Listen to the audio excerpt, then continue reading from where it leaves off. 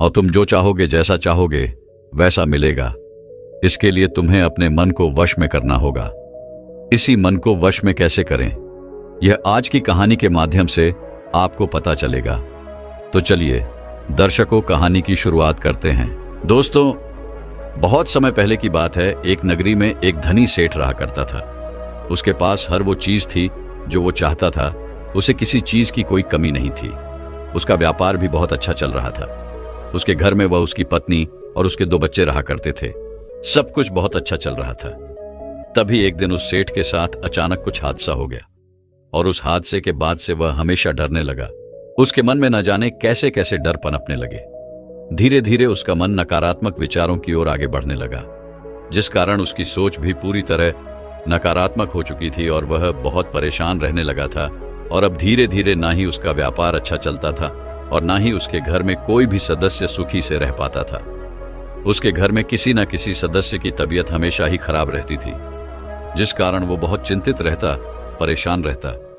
उसके मन में न जाने कैसे कैसे विचार उत्पन्न होने लगते और वह अपने व्यापार पर भी अब ध्यान नहीं दे पा रहा था, जिस कारणवश उसका व्यापार अब धीरे धीरे नष्ट हो रहा था और देखते ही देखते उसका व्यापार पूरी तरह से चौपट हो गया। अब ना तो उस सेठ के पास कोई व्यापार बचा था, कोई धन कमाने का तरीका बचा था, और ना ही उसके घर में अब कोई भी खुश था, कोई भी सुखी था। एक दिन वह घर पर बैठकर कुछ सोच रहा था। वह बहुत चिंतित लग रहा था। तभी उसकी पत्नी वहां पर आई। उसने उन सेठ से कहा, क्या बात है, आप बड़े चिंतित लग रहे हैं। आखिर आपकी इस चिंता का क्या कारण है? तभी वह सेठ कहता है, मुझे तो लगता है हमारे घर पर किसी ने कुछ कर दिया है और पक्का हमारे घर पर किसी ने जादू टोना ही किया है। इसी वजह से धीरे धीरे मेरा पूरा व्यापार नष्ट हो गया। मेरे घर में भी कोई सुख शांति नहीं रहती। हर वक्त कोई ना कोई बीमार ही रहता है और इसी वजह से हमारे घर की भी यह दशा हो चुकी है कि अब हम चाहे कुछ भी क्यों ना कर ले, लेकिन हम सुख से नहीं रख पाते। अपने पति की यह बात सुनकर उसकी पत्नी कहती है, नहीं नहीं, ऐसा कुछ नहीं होता। आप ऐसा ना सोचा करें, ऐसा कुछ नहीं होता। तब सेठ जोर से चिल्लाकर अपनी पत्नी से कहता है, तो फिर आखिर ये सब हो क्यों रहा है? घर में हमेशा दुख ही दुख रहता है। यहां तक कि जो मेरा व्यापार इतना बड़ा था, हर कोई मेरे व्यापार से अपनी तुलना किया करता था। हर कोई मेरी इज्जत किया करता था, मेरा सम्मान किया करता था। लेकिन आज देखो, हमारे पास कुछ नहीं रहा। मेरा वह व्यापार तो नष्ट हुआ ही, साथ ही साथ हमारे घर में भी इतनी सारी दिक्कतें आने लगी हैं, इतनी सारी मुसीबतें आ पड़ी हैं कि हमारे घर में अब कोई भी ठीक नहीं रह पाता, कोई भी सुख से नहीं रह पाता। ऐसा लगता है कि मानो हमारे ऊपर दुखों का पहाड़ टूट पड़ा है। तभी उस सेठ की पत्नी उस सेठ से कहती है, आप ऐसा क्यों सोचते हैं? देखिए, यह जीवन है और जीवन में सुख और दुख तो लगा ही रहता है। जिस तरह से हमने अपने सुख के दिन देखे हैं, उसी तरह से हमें अपने दुख के दिनों में भी खुश रहना चाहिए। जिस प्रकार सुख आकर चला गया, ठीक उसी प्रकार ये दुख भी हमेशा नहीं रहने वाला, ये भी एक दिन चला ही जाएगा। आप कृपा करके ऐसी बातें ना सोचा करें। ऐसी बात सोचकर आप अपने आप को ही भीतर खोखला बना रहे हैं, अपने आप को ही आप प्रताड़ित कर रहे हैं, चिंताओं में डूबे रहते हैं, परेशान रहते हैं। इससे आपको कोई लाभ नहीं होगा। लेकिन वह सेठ अपनी पत्नी की बात मानने के लिए तैयार ही नहीं था। उसने उसकी एक न सुनी। एक दिन की बात है, वो बाजार से अपने घर की ओर लौट रहा था। तब उसे रास्ते में एक साधु मिले। वह साधु बड़े ज्ञानी मालूम पड़ रहे थे। उनके चेहरे पर एक अजीब सा तेज था, जिसे देखकर वह सेठ मंत्रमुग्ध हो गया। वह सेठ पहले से ही साधु महात्माओं की बहुत इज्जत किया करता था, उनका बड़ा आदर सत्कार किया करता था। जब रास्ते में उसने उन साधु को देखा तो वह उनके चरणों में जा गिरा और उनसे कहने लगा, है महाराज, मैं बहुत दुखी हूं, बहुत चिंतित हूं, मैं बहुत परेशान हूं। ऐसा लगता है मानो दुखों का पूरा पहाड़ हम पर ही टूट पड़ा है। मेरा अच्छा खासा व्यापार था, लेकिन वह देखते ही देखते मेरी आंखों के सामने पूरी तरह चौपट हो गया। मेरा परिवार हमेशा हंसता खेलता रहता था, हमेशा खुश रहता था, लेकिन अब जैसे घर में हमेशा एक मातम छाया रहता है। घर की खुशियां न जाने कहां गुम हो गई है। घर में हमेशा कोई न कोई बीमार ही रहता है। ऐसा लगता है मानो हमारे घर पर किसी ने कुछ कर दिया है। मेरे घर की पूरी खुशियां नष्ट हो चुकी हैं। उन सेठ की सारी बातें उन साधु ने बड़ी ध्यानपूर्वक सुनी। उसके बाद वह साधु कहते हैं, तुम्हारा घर कहाँ है?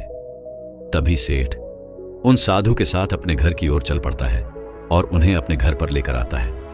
उनका आदर सत्कार करता है और कहता है महाराज, आप मेरे घर पर नजर घुमाइए और देखिए कि मेरे घर में ऐसा क्या हो रहा है जिस कारण हमें इतने दुखों का सामना करना पड़ रहा है। हमारी खुशियां गुमसी हो गई हैं। हम हमेशा दुखी रहते हैं, परेशान रहते हैं, चिंतित रहते हैं।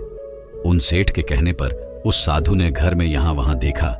तभी उसे घर के बाहर एक भैंस बंधी हुई नजर आई और वह भैंस अच्छा खासा दूध देती थी। बस साधु थोड़ा सा लोभी था, थोड़ा लालची था और उस भैंस को देखकर उसके मन में भी एक लालच उत्पन्न हो गया। तभी वह साधु उन सेठ से कहता है, बेटा, तुम्हारे घर पर तो 7.5 ही लगी हुई है। तुम्हारे घर पर ना जाने किसी ने टोना कर दिया है और तुम्हारा धंधा भी इसी कारण पूरी तरह चौपट हो गया और इसी वजह से तुम्हारे घर में भी कोई सुख से नहीं रह पाता। और ऐसा ही चलता रहा तो एक दिन तुम सड़क पर आ जाओगे और तुम्हारे पास कुछ नहीं बचेगा। इसलिए जितना जल्दी हो सके इसका उपाय करो, अन्यथा अब वह दिन दूर नहीं जब तुम्हें सब कुछ खोना पड़ जाए। यह सुनकर वह सेठ बहुत डर गया। उसने उन साधु से कहा, है महाराज, तो अब मैं क्या करूं? किस तरह से अपने आप को इन दुखों से बाहर निकालो? आखिर ये 7.5 ही कैसे उतरेगी? और आखिर जिसने भी ये टोना किया है उसको मुझसे क्या दुश्मनी है? आखिर वो क्यों नहीं चाहता कि मेरा भी व्यापार आगे बढ़े, मेरा भी घर परिवार हमेशा खुश रहे? तभी वह साधु कहते हैं, ऐसा लगता है कि तुमने अपने अच्छे समय पर दान पुण्य बहुत कम किया है, इसलिए तुम्हें दान पुण्य करना चाहिए। तुम किसी अच्छे साधु को देखकर उसे दान अवश्य देना। उन साधु की यह सारी बातें सुनकर सेठ कुछ देर सोच विचार कर उन साधु से कहता है, किंतु है महाराज, आप भी तो एक संत है, आप भी तो एक साधु है, तो क्यों ना मैं आपको ही दान पुण्य कर दूं? बस मुझे आप इतना बताइए कि मुझे क्या दान करना चाहिए जिससे मैं इन दुखों से बाहर आ सकूं, मेरे घर से ये तकलीफ में खत्म हो सके। तभी वो साधु उस सेठ से कहते हैं, यदि तुम्हें दान पुण्य करना ही है तो तुम्हें अपने घर से कुछ काला ही देना होगा, क्योंकि काली भैंस थी और वह साधु यह अच्छी तरह जानता था कि सेठ बहुत ही ज्ञानी है और वह उसकी बात जरूर समझ जाएगा और वह उसे वह भैंस लाकर जरूर देगा। तभी वह सेठ कहता है गुरुवर, जैसा आप कहते हैं मैं वैसा ही करूंगा। आपको मेरे घर से कुछ ऐसा दान चाहिए जिसका रंग काला हो, तो आप कुटिया की ओर ले जाए, आप अपने आश्रम पर ले जाए, मैं वहीं पर वो दान लेकर पहुंचता हूं। इतना कहकर वह अपने घर में यहां वहां ढूंढने लगा और वह साधु अपने आश्रम की ओर चल पड़े। इधर वह सेठ अपने घर में यहां वहां घूम रहा था और देख रहा था कि आखिर वह काली चीज कौन सी है जिसे वह साधु मांग रहे हैं, जिसे मैं उन साधु को दान दे सकता हूं। इधर उधर घूमते घूमते उसकी नजर उस भैंस पर पड़ी जो काले रंग की थी। वह तुरंत ही उस भैंस के पास पहुंचा, उसकी रस्सी खोली, वह उसे ले जा रहा ही था कि तभी उसकी पत्नी आ गई और वह अपने पति को रोकते हुए कहती है, अरे अरे, आप ये क्या कर रहे हैं? महाराज ने यह कहा है कि उन्हें दान देना है जो काला हो, और हमारे घर पर तो हमने कोयला भी रखा हुआ है जो कि पूरी तरह से काला है। और वैसे भी उन साधु ने यह कब कहा कि उन्हें यह भैंस चाहिए? वे सेठ अपनी पत्नी की बात समझ जाता है और वह अपनी पत्नी की बात मान लेता है। वह कुछ कोयला लेकर दौड़ा दौड़ा उन साधु के पास पहुंचता है और उन्हें प्रणाम करके वह कोयला उन्हें दान दे देता है। जैसे ही वे साधु वह कोयला देखते हैं तो वह क्रोधित हो जाते हैं और उस सेठ से कहते हैं, अरे तुम मूर्ख हो क्या? ये तुम क्या कर रहे हो? ये तुम क्या लेकर आए हो? ये कैसा दान है? क्या कभी किसी को देखा है जो कोयला दान करता है? कोयला भी भला कोई दान करता है? तभी सेठ उन साधु से कहता है महाराज, मुझे क्षमा करें, मुझसे गलती हो गई, लेकिन आप ही ने तो कहा था कि दान देना काला काला, तभी तो मैं आपके लिए कोयला लेकर आया हूं और मेरे घर पर इससे काली चीज और कोई नहीं थी। आप ही मुझे बताइए कि आखिर वो कौन सी चीज है जो मैं आपको दे सकता हूं, जो मैं आपको दान कर सकता हूं। तभी वो साधु कहते हैं, यदि तुम्हें अपने सारे साथी उतारनी है तो तुम्हें दान देना पड़ेगा, काला काला और चलने फिरने वाला। ये बात सुनकर वह सेठ कहता है, महाराज मुझे आपकी बात बिल्कुल समझ में आ चुकी है। आप निश्चिंत हो जाएं। आप जो चाहते हैं अब मैं आपके लिए बिल्कुल वही लेकर आने वाला हूं। इतना कहकर वो दौड़ा दौड़ा अपने घर पर पहुंचता है और अपनी पत्नी के ऊपर क्रोधित होकर कहता है, ये तुमने क्या किया? उन्होंने तो भैंस मांगी थी और तुमने मुझे कोयला थमा दिया। अब की बार उन्होंने साफ साफ कहा है, यदि अपनी 7.5 खत्म करनी है तो तुम्हें दान देना होगा, काला काला और चलने फिरने वाला। इस पर उस सेठ की पत्नी कहती है, रुकिए, महाराज ने कहा है कि काला काला और चलने फिरने वाला। आप यहीं पर रुकिए, मैं अभी लेकर आती हूं। वह सेठ की पत्नी घर के एक कमरे में जाती है और वहां से एक चूहा पकड़कर लाती है जो एकदम काला था और चलता फिरता भी था। वह उसे अपने पति को थमाते हुए कहती है, जाओ और महाराज को यह दे दो। और तुरंत दौड़ा दौड़ा उन साधु के पास पहुंचता है और उन्हें प्रणाम करके वह चूहा उन्हें अर्पित कर देता है, जिसे देखकर वह साधु क्रोधित हो पड़ते हैं और कहते हैं, तुम मूर्ख हो चुके हो, तुम्हारी बुद्धि भ्रष्ट हो चुकी है। भला चूहा कोई दान में देता है? तुम बहुत बड़ी गलती कर रहे हो। यदि तुम इसी प्रकार गलतियां करते रहे तो तुम्हें मेरे क्रोध से कोई नहीं बचा सकता और मैं तुम पर एक और 7.5 लगवा दूंगा। तभी वह सेठ बहुत डर जाता है और उन साथों के सामने हाथ जोड़कर उनसे विनती करता है और कहता है, नहीं नहीं साधु महाराज, ये मेरी गलती नहीं है, ये तो मेरी पत्नी है, ये सब उसी का किया धरा है। वही मुझे ये सारी चीजें लाकर दे रही है ताकि मैं आपको लाकर वह दान दे दूं। लेकिन अब की बार मुझसे कोई गलती नहीं होगी। आप मुझे बताइए आपको क्या चाहिए, मैं आपके लिए अब की बार बिल्कुल वही चीज लेकर आऊंगा। तभी वह साधु एक बार फिर उस सेठ से कहते हैं, यदि तुम्हें अपनी 7.5 उतरवानी है तो तुम्हें दान देना होगा काला काला, चलने फिरने वाला और दूध देने वाला। ये सुन वो सेठ कहता है, बस महाराज, मुझे आपकी बात बिल्कुल साफ और स्पष्ट तौर पर समझ में आ चुकी है। मैं यह जान चुका हूं कि आखिर आप क्या चाहते हैं। मैं अभी आपके लिए वह दान लेकर आता हूं। तभी वे सेठ दौड़ा दौड़ा वापस अपने घर जाता है और अपनी पत्नी से क्रोधित होते हुए कहता है, अरे तुम पागल हो गई हो क्या? तुम्हें तनिक भी अक्ल नहीं है। यदि तुम इसी प्रकार गलतियां करती रहोगी तो जो कुछ हमारे पास है वो भी हम खो देंगे और हम सड़क पर आ जाएंगे। हमारे पास कुछ नहीं बचेगा। आज तो तुमने उन साधु महाराज को अत्यधिक रूप दिला दिया है और अब तो वह कह रहे थे कि यदि मैंने एक बार फिर वही गलती की तो वह हम पर एक और 7.5 लगवा देंगे। तभी उस सेठ की पत्नी कहती है, रुकिए, शांत हो जाइए, मेरी बात सुनिए। ना तो कोई 7.5 होती है और ना ही कभी शनिदेव हमारे दुश्मन बनते हैं, बल्कि जो साधु आप घर पर लेकर आए थे वह साधु अत्यधिक लोभी है, लालची है। क्या अब तक आपको यह समझ नहीं आया? आप मुझे इतना बताइए कि अब की बार उन्होंने क्या कहा है। सेठ अपनी पत्नी से कहता है, उन्होंने साफ साफ कहा है, यदि तुम्हें अपने 7.5 उतरवानी है तुम्हें दान देना होगा काला काला, चलने फिरने वाला और दूध देने वाला। तभी उस सेठ की पत्नी उस सेठ से कहती है, अच्छा तो उन्हें दूध देने वाली चाहिए, आप यही ठहरिए। इतना कहकर उस सेठ की पत्नी अपने घर से निकलकर बगल की घर की ओर जाती है जहां पर एक कुतिया रहती थी। वह अत्यधिक काली थी, चलने फिरने वाली थी और अभी अभी उसने कुछ बच्चों को जन्म भी दिया था। तभी वह किसी तरह से उसे बहला फुसलाकर एक बड़ी सी थैली में उसे पकड़ लेती है और बांध देती है और उसे अपने पति को थमाते हुए कहती है, जाओ और उन साधु को यह दे दो। वे सेठ तुरंत ही उन साधु के पास पहुंचता है, उन्हें प्रणाम करता है और उन्हें वह कुतिया थमा देता है और कहता है, साधु महाराज लीजिए, ये एकदम काली है, चलने फिरने वाली है और तो और ये दूध भी देती है। ये देखकर वह साथ तुम महाराज हंसने लगे और उस सेठ से कहते हैं, मैं तुम्हें जितना ज्ञानी समझता था तुम उतने ज्ञानी तो नहीं हो।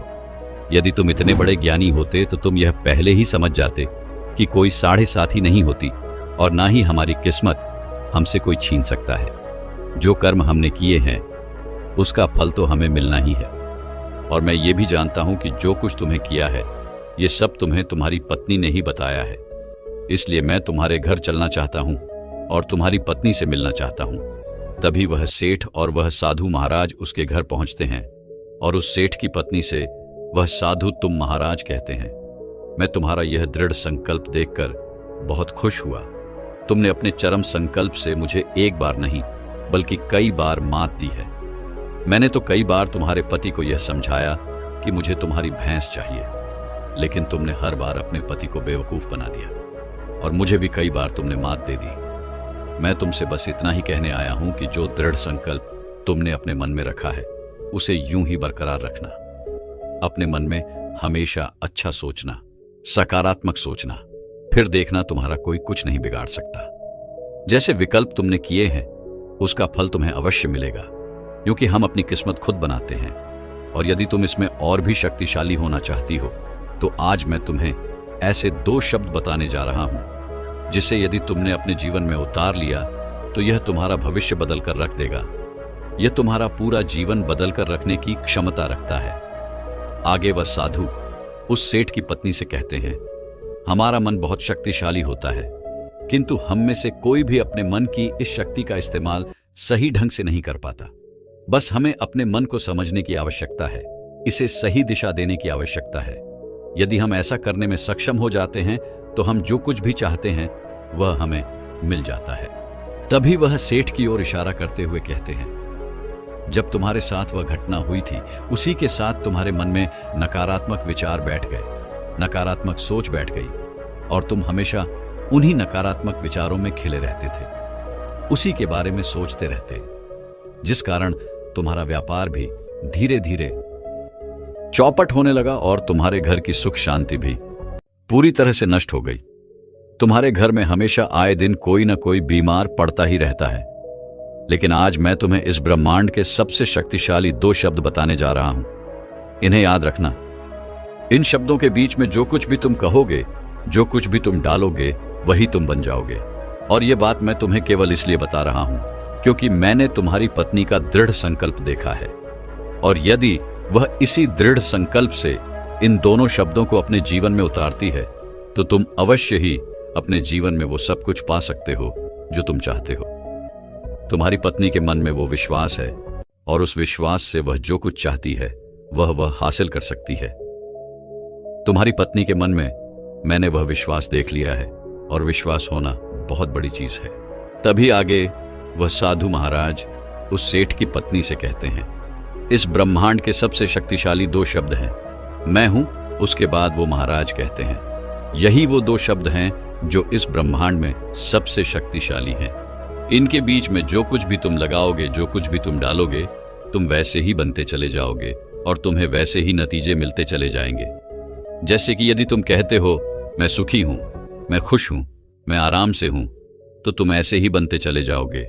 और जो कुछ भी तुम कहते हो, यदि तुम्हें उस पर विश्वास है तो वह चीज तुम्हारे जीवन में घटित होने लगेगी। वह चीज तुम्हारे पास अपने आप ही आने लगेगी। लेकिन उससे पहले तुम्हें अपने मन से इन नकारात्मक विचारों को निकालना होगा। तुम्हें इस नकारात्मक सोच और विचार से बाहर आना होगा। अपने मन में सकारात्मक विचार और सकारात्मक सोच उत्पन्न करनी होगी। उसके बाद ही यह मंत्र तुम्हारे लिए असर कर पाएगा।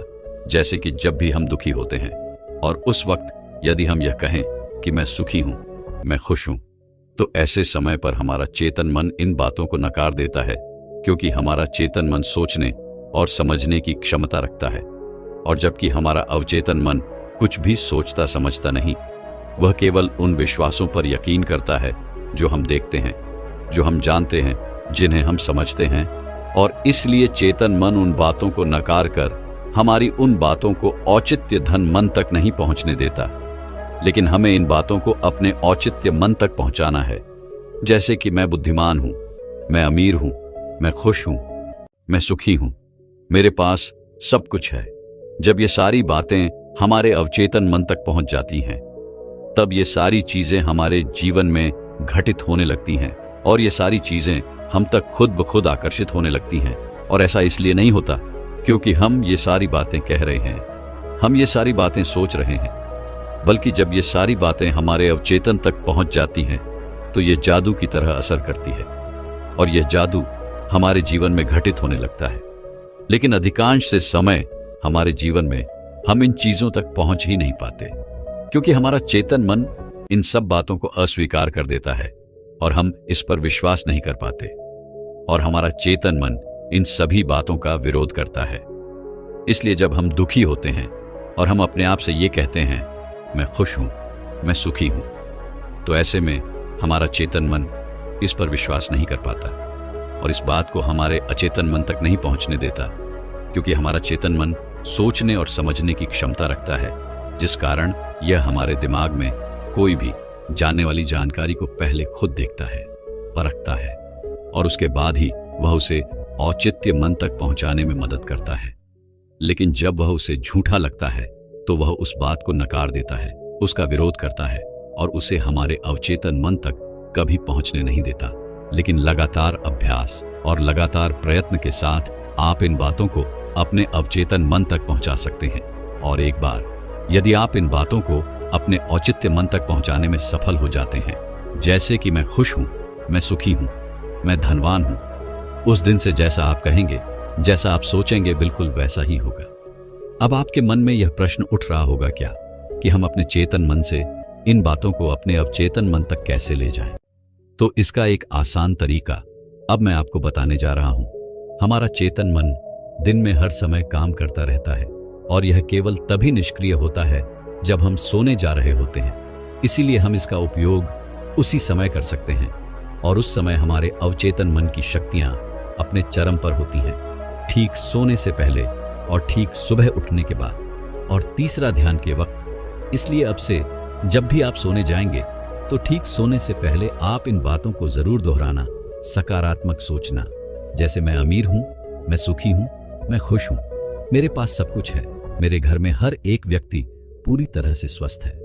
और जब आप सुबह उठे तो ठीक उसके बाद आपको फिर से ये सारी बातें दोहरानी है, क्योंकि सुबह हमारा औचित्य मन अपनी चरम सीमा पर होता है, उसकी शक्तियां चरम पर होती हैं और ऐसे समय पर हमारा चेतन मन भी पूरी तरह से निष्क्रिय होता है। इसलिए ये सारी बातें हमारे अचेतन मन तक बड़ी सरलता से पहुंच सकती हैं और ऐसा आपको तीनों समय पर ठीक 10-10 मिनट के लिए करना चाहिए। और मैं आपसे बस इतना ही कहूँगा कि इसे आपको पूरे 1 महीने तक करना है और ऐसा करने में आप सक्षम हुए तो आपकी जिंदगी बदलने लगेगी। यह शब्द बहुत ही शक्तिशाली है, लेकिन बहुत कम लोग इनकी शक्तियों को जान पाए हैं, समझ पाए हैं और इनका इस्तेमाल कर पाए हैं। और तीसरा, समय ध्यान करते वक्त आप यह सारी बातें अपने मन में ला सकते हैं, लेकिन उस समय भी आपका चेतन मन आपको रोकने का प्रयास करेगा। लेकिन ध्यान की शक्ति से आप अपने मन को, यानी अवचेतन मन को, ये सारी बातें सुना सकते हैं, समझा सकते हैं और इन पर और यकीन दिला सकते हैं। और ये सारी बातें जब आप एक बार अपने अवचेतन मन तक पहुंचा देते हैं तो इन पर अवचेतन मन काम करना शुरू कर देता है। वह यह नहीं सोचता कि क्या सही है, क्या गलत है। वह तो केवल आप पर यकीन करता है, आपकी बातों पर यकीन करता है। इसलिए हमारे अवचेतन मन को इन सभी बातों पर पूरा विश्वास होता है और वहीं पर काम करना शुरू कर देता है। इसलिए इसका अभ्यास तुम्हें सोने से ठीक पहले, सुबह उठने के ठीक बाद और ध्यान में करना है। और याद रहे कि इस समय हमेशा आपको सकारात्मक रहना है, सकारात्मक सोच रखनी है, सकारात्मक विचार रखने हैं। आप चाहें तो दिन भर जागृत होकर भी, जब आपका चेतन मन जागृत हो, जब आपका चेतन मन याद कर रहा हो और काम कर रहा हो, उस वक्त भी आप यह सारी बातें कह सकते हैं, क्योंकि चेतन मन भी आपके बार बार कहने पर इन बातों पर यकीन कर लेता है, इन पर विश्वास करने लगता है और फिर यह बात भी वह आपके अवचेतन मन तक पहुंचा देता है। आप जाते हुए यह कह सकते हैं कि मैं सुखी हो रहा हूं, मैं खुश हो रहा हूं, मेरे पास सब कुछ आ रहा है, मैं ठीक हो रहा हूं, मैं धनवान हो रहा हूं, मुझे धन कमाने के नए नए मार्ग नजर आ रहे हैं, मैं पूरी तरह से स्वस्थ हो रहा हूं। यदि आप शुरू में कुछ इस प्रकार कहेंगे तो आपका चेतन मन इन बातों पर यकीन कर लेगा। लेकिन यदि आप शुरू में कुछ ऐसे कहेंगे कि मैं धनवान हूं, मैं सुखी हूं, मैं खुश हूं, तो वह आपकी इन बातों पर यकीन नहीं करेगा। लेकिन वहीं पर यदि आप ऐसा कहते हैं कि मैं धनवान हो रहा हूं, मैं सुखी हो रहा हूं, तो चेतन मन आपकी इन बातों पर यकीन कर लेगा, आपके ऊपर विश्वास भी करेगा और देखते ही देखते वह आपकी सारी बातें आपके अवचेतन मन तक पहुंचा देगा और उसके बाद आपके जीवन में वह बदलाव होने शुरू हो जाएंगे, जैसा कि आप चाहते हैं। यदि आप इन 2 शब्दों का इस्तेमाल सही तरीके से करना सीख गए तो आपका जीवन बदलने से कोई नहीं रोक सकता। लेकिन याद रहे कि जैसा मैंने आपको बताया है, आपको ठीक वैसा ही करना होगा जिससे तुम्हारे जीवन में वह खुशियां फिर लौट आएंगी। जो तुम्हारा व्यापार चौपट हुआ था, वह व्यापार फिर एक बार अच्छी तरह से खड़ा हो जाएगा और तुम जितना चाहो उतना धन कमा सकते हो। लेकिन याद रहे कि जब भी तुम अपने आप से यह सारी बातें कहो तो तुम्हें इन बातों पर विश्वास करना होगा, इन पर पूरी तरह से यकीन करना होगा, इन्हें महसूस करना होगा। जिस प्रकार तुम्हारी पत्नी को यह विश्वास था कि उसे मुझे कोई भी दान नहीं देना है, ठीक उसने वैसा ही किया। यही विश्वास, यही सोच उस समय भी रखनी होगी, यही सकारात्मकता तुम्हें उस समय भी अपनानी होगी, यही धैर्य तुम्हें उस समय भी रखना होगा। और देखना कि धीरे धीरे तुम्हारा जीवन बदलता चला जाएगा। तुम नकारात्मकता से सकारात्मकता की ओर बढ़ने लगोगे और तुम्हारा जीवन पूरी तरह से बदल जाएगा। तुम जैसा चाहोगे बिल्कुल वैसा ही होगा। दोस्तों, यदि आप भी अपने जीवन में कुछ इस तरह से बदलाव लाना चाहते हैं तो आपको इन तरीकों को अपने जीवन में उतारना चाहिए। एक बार जो बातें हम अपने अवचेतन मन तक पहुंचा देते हैं, वो बातें हमारे जीवन में घटित होने लगती हैं और हमारा जीवन बदलने लगता है। फिर चाहे वह नकारात्मक विचार या सोच हो या फिर सकारात्मक।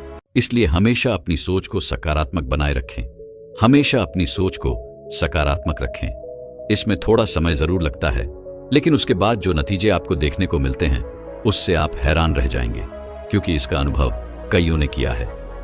कई लोग इस पर यकीन करते हैं।